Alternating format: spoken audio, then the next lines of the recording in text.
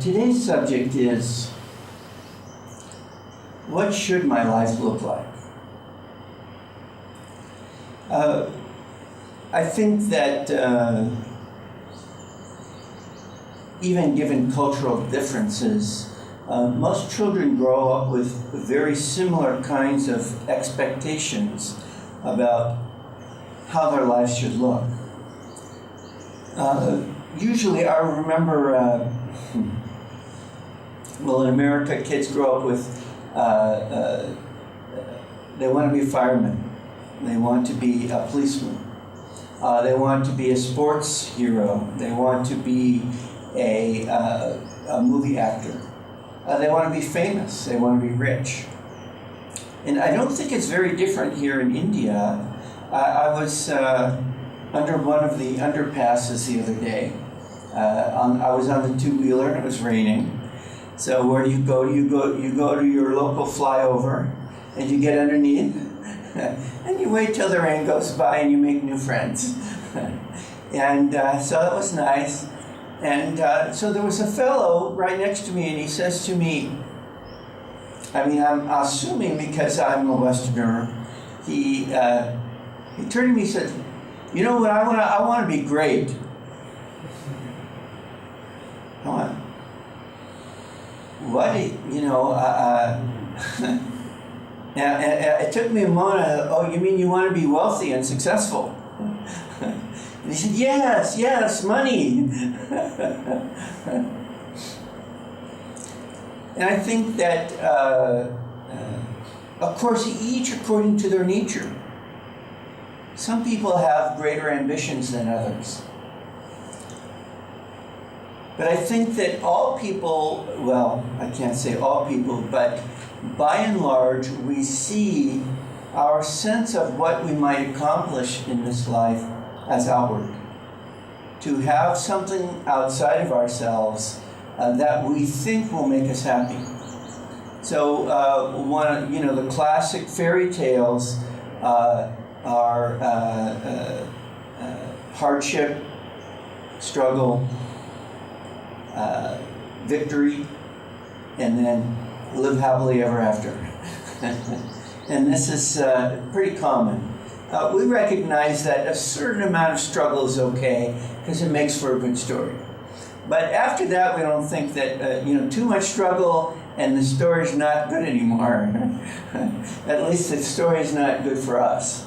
If others want to struggle, well, leave them to it. But let me have only so much trouble. And we know how much struggle we want. As soon as we feel uncomfortable, that's enough. As long as we're having fun in the struggle, it's okay. But there's an ancient Indian system for understanding how to approach life and understanding how to relate to life in a way that leads to greater and greater happiness. And this was, it's called, although it's greatly misunderstood, it's called the caste system. Now, the caste system, as most people know it, is a system of social structure that basically labels people according to their birth as to what they can accomplish in life. And the Shudras are the untouchables, and they can never become touchable. And the Vaishyas are the merchants, and they never can become higher than that. And the Kshatriyas are the warriors, and the Brahmins are the priests. It's interesting the way it was presented to me. I think the way it's generally understood is that the Brahmins are the priestly class. But they never talk about God. They're only priests. So these people are qualified to lead the service, but are they spiritually qualified? And as soon as you understand that life is a spiritual journey, then it changes the way you would view this type of labeling. You recognize that the caste system is not about what you do on the outside, it's about your consciousness on the inside. Now, when we look at the caste system from that point of view, it gives us a completely different understanding about what we can accomplish in this lifetime.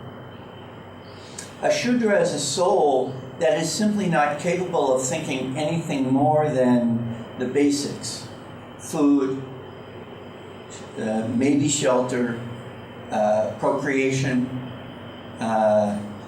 protection, the basic avoidance of injury.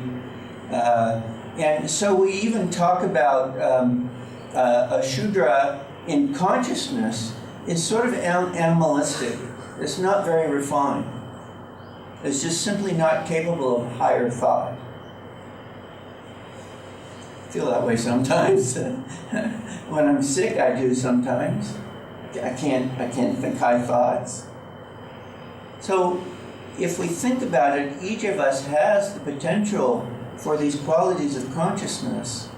And if we think about our smaller moments in life, certainly when we're children, our sense of capacity can be quite narrow.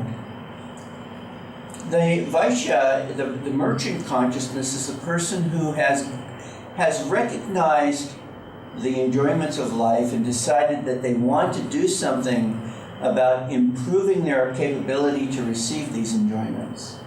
So the merchant is always conscious about what they're getting out of any circumstance. How can I improve things for myself? And my needs are greater than anybody else's needs. And this is, the Shudra is so closed in, he doesn't even think about other people. But the Vaishya thinks, how can I take advantage of other people? Now, you have to think about it. It takes a certain amount, it takes more energy.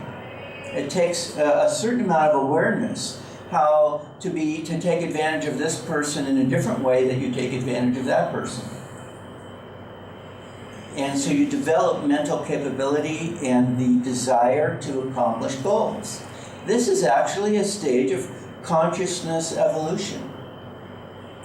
And then the Kshatriya is a soul that grows past self-interest, begins to, it has the capability of being a soldier, gaining strength and control, and surpassing the average person's ability to accomplish things, but begins to do them in service to others.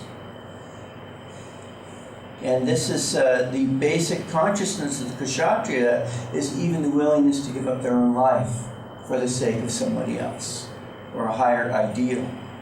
And then the Brahmin, who should not just be a priest, but should be a soul that's dedicated to communion with spirit. The Brahmin realizes that all is Brahman, everything is spirit, and no longer is interested in attaining anything in this world, but in communing and expressing the divine. So now we see these stages of consciousness. We can then look at our lives and realize that it doesn't matter what we're doing on the outside. You can be a street sweeper. You can actually garbage collectors in America make quite a bit of money. They're incredibly well paid, and they get all benefits and everything. It's not really considered a bad job in many areas. But what kind of person do we become as the result of what we're doing? This is key. This is the key thing to understand. Because we've seen many people climb into high positions in society, and they're very clearly Vaishyas. They're very clearly self-interest and only self-interest. And if you look at, well, certainly we could say the reputation of politicians is Vaishya consciousness, not Kshatriya consciousness, to say nothing of Brahmin consciousness. They're self-interest. And oftentimes the smallest self, that selfish self, that sensual indulgence, only in power, all of these things that limit our ability to perceive higher consciousness. But you have to understand that's still a stage above The Shudra can't get up off the couch. The Shudra just simply, well, if hunger pains are so serious, they'll get up and try to get some food. So it takes motivation. It takes energy. And then it's not sufficient to have energy, but we have to be able to focus that energy. And then once we can focus energy and accomplish things in life through the act of will, then we have to achieve higher and higher understandings about what would be good to do with this facility of capability. And as we grow spiritually, we understand that that which serves others is most beneficial. It's interesting, both Lahiri Mahashai and, well, let's see, in Bhagavati, he was an accountant, wasn't he? And Lahiri Mahashai was an accountant. And Rajarsi Janakananda, Yoganandaji's foremost disciple, was an accountant.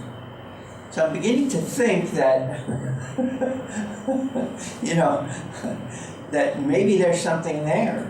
But it's interesting that to be an accountant, you have to have a sharp mind. You have to be able to focus. You have to be able to see many things, but focus on one. And these capabilities can be applied in actuality in any direction of life. When you look at life from the inside out, you see that these basic skills of self-development and then deeper and deeper expanded consciousness are necessary for greater and greater levels of success on higher and higher levels. So if you think about your life, okay, so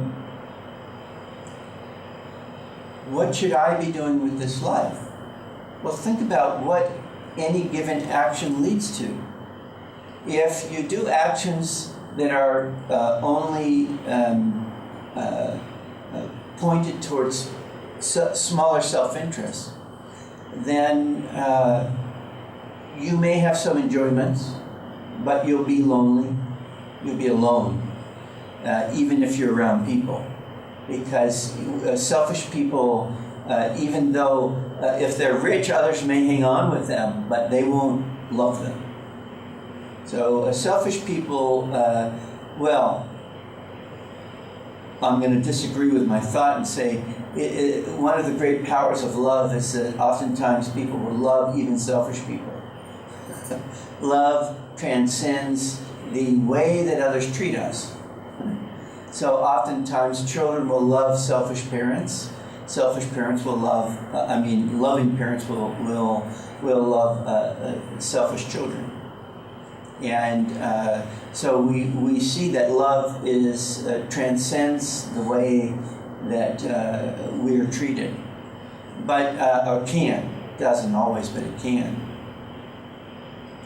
But people who live life with selfish consciousness generally create a lot of enemies. Well, now saints do too. So let me think about this. Energy. The more energy you have, the greater the output of flow of energy through your life, then greater energy that's going to come back. And according to the world in which you live, that energy will come back. Now, it's interesting, though, that if you think, okay, so great evil people would have great evil energy come back. But great saints oftentimes are mistreated. And you think that, well, then why are they having negative energy come back at them? But see, it doesn't come back at them because of who is the them. If it comes back to your ego, then you might feel bad about something. But if your soul is identified with spirit, then you see that limited energy expression of negativity is a part of the creation, and you don't take it personally. So your sense of self is not in the ego. The ego says, don't treat me that way. The soul says, God is the doer. The soul says, as Yoganandaji said, what comes of itself, let it come. If people want to mistreat me, fine. I won't put out negative energy. Sometimes strong energy, but not negative energy. So then you live above the ups and downs of life. So then you can live up above the ups and downs in life, no matter what your outward job is. And so then if you look at the disciples of the great masters, you see people in all backgrounds, rich, poor, well-educated, uneducated. Those outward things do not limit our ability to have great energy. They don't limit our ability to have great concentration. They don't limit our ability to have strong and unending determination to succeed. And they don't keep us from recognizing that God is everywhere, God is present, and that we can grow in our awareness of that presence no matter what we're doing outwardly. So when you think about your life, or when people ask you, what should I do with myself? Think first, where am I placing the value of my consciousness, not what specific outward thing am I doing? And then you can look at your life and say, well, everybody has some natural talents. And it's quite common that if you have a natural talent, then maybe you'll develop that as a vocation, a way to make a living. But that's not always the best thing to do with yourself. But in any case, it's a starting point.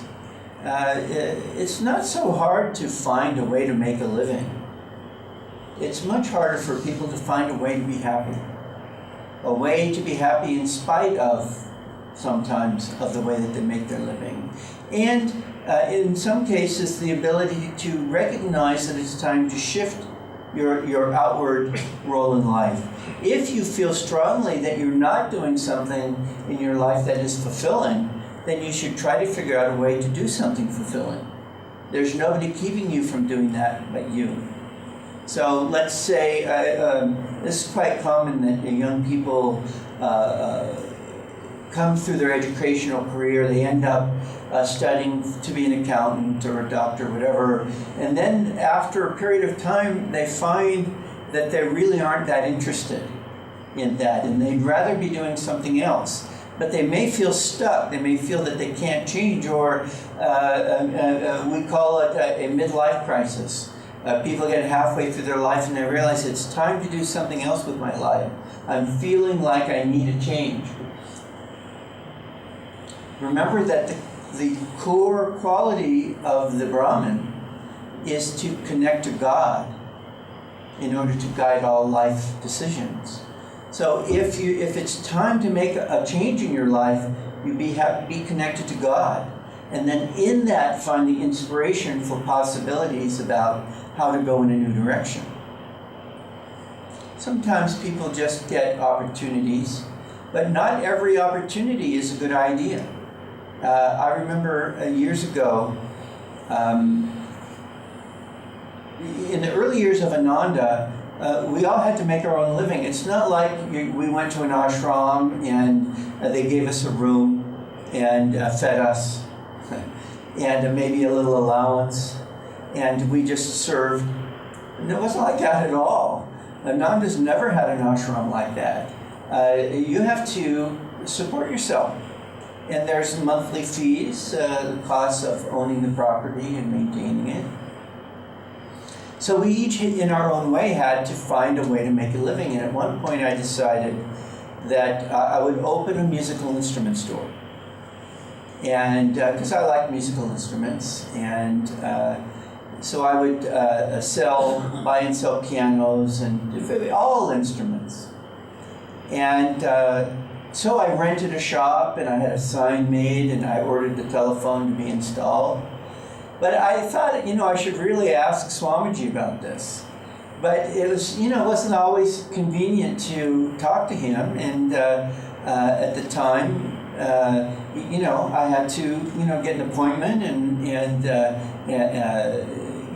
I thought, well, I'm pretty confident he's going to say yes, so I'm just going to proceed. And eventually I did have a chance to sit down with him. And so I said, sir, well,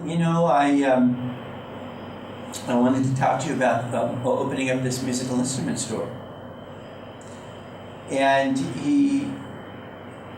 I proceeded to explain to him exactly what I was doing. and had done. And he went, yeah. Mm-hmm. And he says, well, Vijay, I'm a little confused. He says, what's your question? He says, well, should I do it? And he says, well, you're already doing it. You've already made your decision. Why are you asking me? Oh. Uh-oh. I says, well, what do you think about the idea? And he says, look, Vijay, I really, I want to be supportive of you, but I don't think it's a good idea. And now I'm going, oh my goodness, I did not expect that. I did not expect that at all. So I kind of went home in a little bit of shock. And I went to see a friend of mine, and I discussed it with him. And he said, I had a similar situation like this in my own life, where I had was doing something, and I had running this business, and then I found out that Swamiji wasn't enthusiastic about it, and I thought, I'm doing it. I can't stop now. It's too late to stop. And then I thought about it, and I realized that it wasn't too late to stop, but it was too late to stop without some injury to my pocketbook. and it was, I took a lot of, I really respected this fellow again. Neither Swamiji, this is part of our training at Noida, neither Swamiji nor this fellow who was not, was just another disciple, neither of them were standing there telling me what to do, but they were sharing their point of view so that I could be encouraged to make a decision. So after talking to this fellow, I realized that it was not a question of that I couldn't not do it. It was, is that, could I accept not doing it? Was I willing not to do it? Was I willing? I had asked for advice, and now am I willing to take the advice?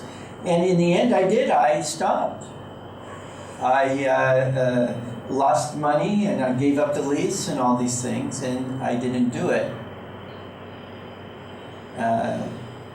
Until some years later, and then I didn't ask. And you might, well, that's another story.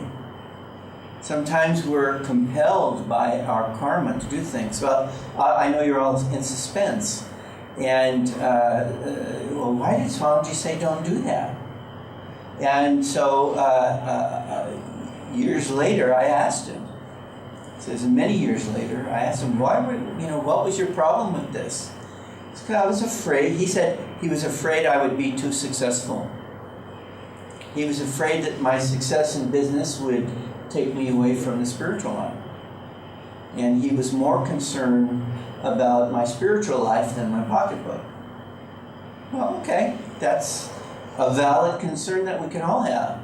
Years later, when I did start the music store, I never forgot that advice. And after some time, I sold the store and walked away. And I realized the power of success can be intoxicating and distracting. And the key here is, what should I do with my life? What I do or how I live on the inside? And this is the key lesson that he was sharing with me. And the key thing to understand about what we choose to do in our life, if it becomes so all-encompassing, and I hear this all the time, I'm too busy to meditate. I'm too tired to meditate. I have too many responsibilities. I guarantee you that if I was to sit, there's very few people, let me put it this way, who I couldn't sit down with and show them how that just simply isn't the case. When Rajarsi Janakananda was asked this question, he said, I don't have time not to meditate. Because his meditations gave him more energy. His meditations gave him more concentration. His meditations gave him more inspiration about how to solve every challenge that he met. And when through his meditations he communed with God, he was bringing the God presence, the power of God presence to every circumstance. This is one of the great fallacies in life is that we put God not second even, but 88th, 99th. God's lucky if he's in the top 100. Seriously. This is, Jesus made one of the all-time great statements about the spiritual life. Seek ye first the kingdom of God. Seek ye first the kingdom of God. The connection, the resources on all levels that we bring into our lives when we connect to God, you cannot calculate it. And as Krishna said, it's better to fail in your dharma than to succeed in that which is not your dharma. And there is no higher dharma than seeking God. So, and the thing is that no matter what your challenge in life is, the more energy you give to God, the more power you will have to solve whatever those challenges may be. And if they can't be solved outwardly, they can definitely be solved inwardly in terms of how you receive those challenges in your life.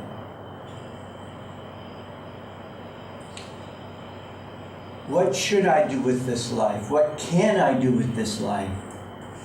There is no limit to what we can accomplish, except to the extent that we get lost in the details, we get out of our center, we don't connect to our highest source of success in life.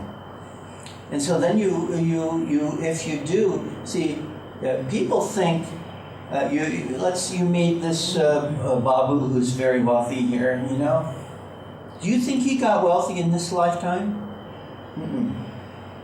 You think Bill Gates or any other really wealthy person on this planet got wealthy in one lifetime? No. They probably spent 100,000 years, 100,000 incarnations, maybe even more, seeking that wealth.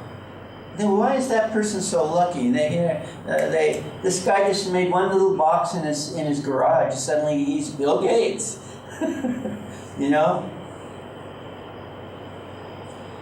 They spent hundreds of thousands, if not more, of incarnations gaining the momentum for that to happen in this lifetime. And then what do they have? I saw in the news, Bill Gates just, in the last 6 years, he's $8 billion richer. What are you going to do with all that money? And it's amazing. You get that rich, you can't spend it fast enough. He quit his job. At least he's trying to do a lot of service to the world. I don't know all the details of that, but I think generally he's trying to do a good thing with it. Sometimes I wonder, how can it be so hard to do a good thing with all that money? But the complications that come with it are endless. It's such can you imagine him ever actually relaxing on the beach without a worry? He's got all those billions of worries in the bank, things that are controlling his life. I guarantee you that money doesn't make him potentially any happier than the poorest person on the planet. Makes him more comfortable in his unhappiness. But if he has happiness, it's connected to a universal source. And to the extent that we connect to that universal source, we can experience true and lasting happiness. And a happiness that will follow us through incarnations. And so just in the same way that it takes a person, that many incarnations to become wealthy. It also can take us that many incarnations to find God. Except that there's some very good news. In the Gita, Krishna says that the devotee who turns their mind towards God quickly comes to me.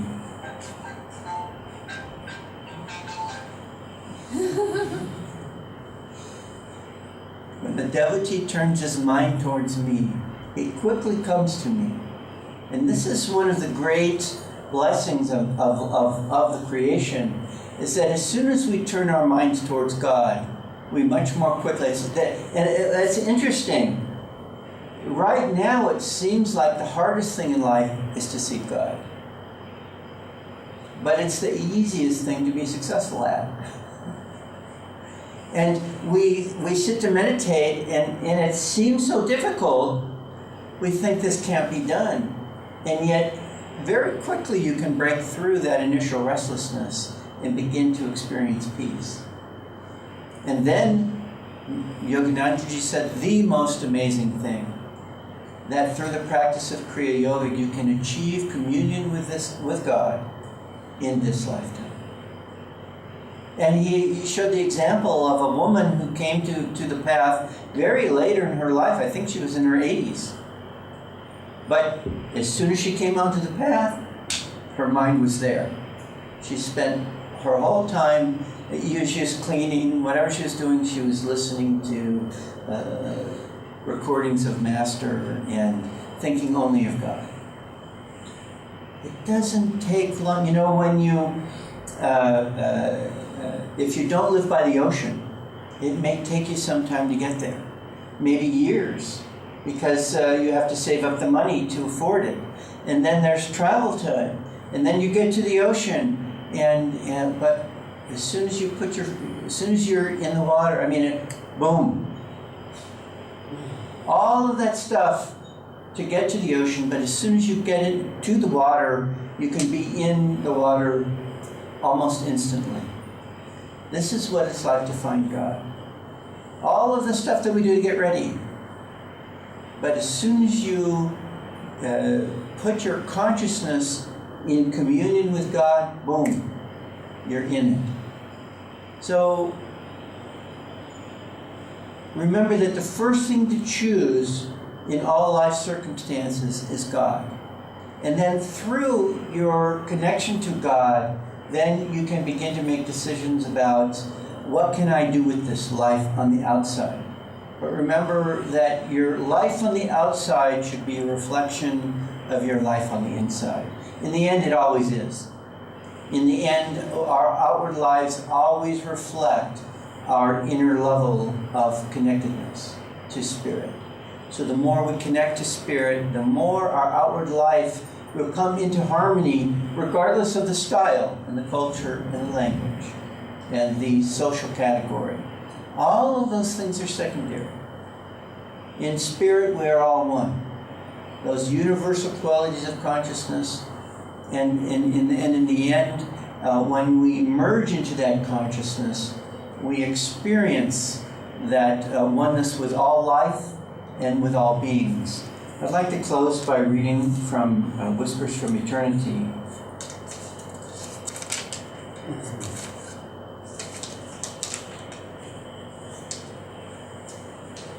Prayer demand for self-realization.